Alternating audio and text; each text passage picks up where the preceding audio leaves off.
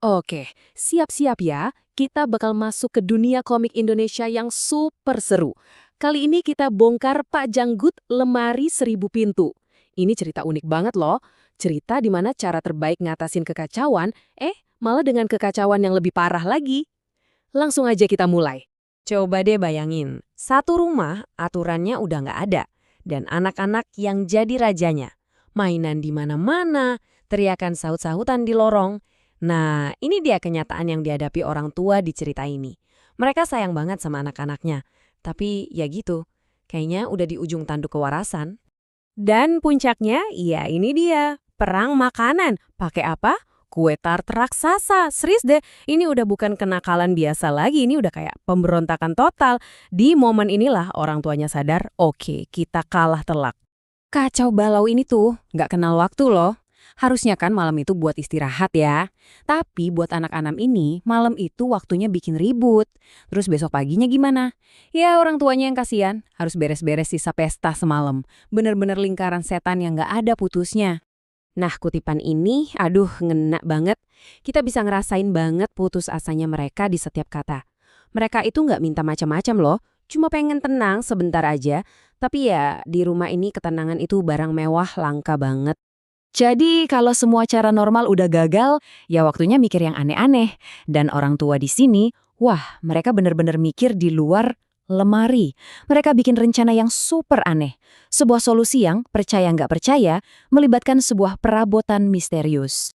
Nah, ini dia inti rencana gila mereka. Lawan api pakai api. Mereka mau ngundang beberapa teman buat ngasih pelajaran ke anak-anak. Tapi pertanyaannya, teman yang kayak gimana sih yang mereka maksud ini? Tiba-tiba bel bunyi. Anak-anak langsung lari ke pintu semangat banget.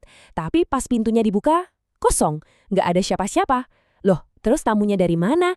Jawabannya ada di dalam lemari hijau besar yang penuh ukiran itu. Aneh banget kan? Dan bener aja, dari dalam lemari itu, boom, dunia lain kayak tumpah keluar. Tamu-tamu yang muncul ini bukan tetangga sebelah rumah ya. Mereka ini makhluk-makhluk super eksentrik dari dimensi lain. Masing-masing bawa keunikan dan kekacauan versinya sendiri. Oke, kenalan dulu yuk sama trio pembuat onar ini. Pertama ada Waswiswus, si super heboh. Terus ada Yoshimo yang anggun banget. Dan terakhir Gigi Kuning, seorang pejuang yang agak ceroboh. Kombinasi yang aneh ini siap-siap bakal ngeguncang seisi rumah. Dan yang pertama keluar Waswiswus. Dia kayak meledak keluar dari lemari. Janggutnya tebel, suaranya menggelegar, dan dia langsung menguasai ruangan. Main peluk, main cium, pokoknya bikin ribut. Anak-anak yang tadinya biang kerok, sekarang cuma bisa bengong, bingung. Habis badai yang namanya Waswiswus, tiba-tiba jadi tenang. Yoshimo melangkah keluar dengan anggun banget, bawa aura dama yang tadinya udah hilang. Sempat kerasa, wah, akhirnya adem. Tapi, ya itu, cuma sebentar banget. Dan benar aja, ketenangan itu langsung hancur lebur. Gigi Kuning, si pejuang, muncul bawa-bawa tomahawk. Malah kesandung kakinya sendiri. Jadi lengkap sudah trio kita. Si heboh, si anggun, dan si kikuk.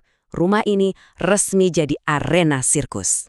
Nah, karena semua pemainnya udah di panggung, pertunjukan yang sebenarnya baru dimulai. Dan pelajaran yang bakal dikasih ini bukan soal sopan santun ya. Justru sebaliknya. Ini pelajaran tentang gimana caranya bikin kekacauan level dewa. Makan malam jadi medan perang pertama.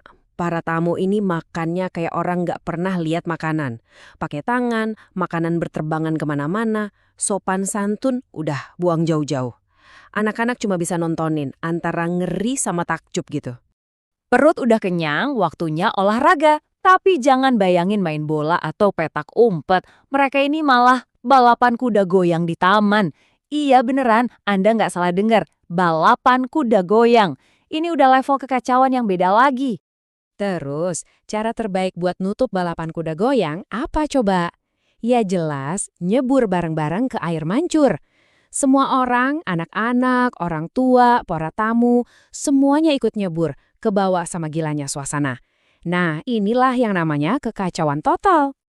Dan di tengah-tengah pusaran kekacauan ini, ada sesuatu yang menarik terjadi. Anak-anak yang tadinya jadi pusat kekacauan, sekarang malah jadi penonton. Mereka ketemu tandingannya. Tamu-tamu ini benar-benar master kekacauan sejati. Tapi ya, namanya juga badai pasti ada redanya. Kekacauan ini akhirnya selesai juga. Pestanya mau berakhir, dan keluarga ini ditinggal sendirian buat mikirin hasil dari eksperimen gila mereka tadi. Satu persatu, para tamu pamit. Mereka balik lagi ke dunia mereka lewat lemari ajaib itu. Suara tawa, suara ribut-ribut, pelan-pelan hilang, digantiin sama sunyi yang rasanya aneh, canggung. Coba deh lihat perbedaannya. Kontras banget. Beberapa menit yang lalu rumah ini penuh sama kehidupan, warna, suara. Sekarang pintu lemari ketutup dan yang sisa cuma ruangan kosong yang sunyi senyap. Perubahannya drastis banget dan benar-benar mengejutkan. Para orang tua akhirnya dapat apa yang mereka mau kan? Kedamaian. Tapi coba lihat muka mereka. Bukannya lega, mereka malah kelihatan bingung, kayak tersesat. Kesunyian yang dulu mereka impikan sekarang malah terasa aneh dan bikin gak nyaman. Dan ini ngebawa kita ke pelajaran terakhir dari lemari 1000 pintu ini. Mungkin yang dicari orang tua itu bukan sepi yang mutlak, tapi keseimbangan. Mungkin ributnya anak-anak mereka, walaupun kadang bikin frustrasi, sebenarnya itu musik yang bikin rumah jadi hidup.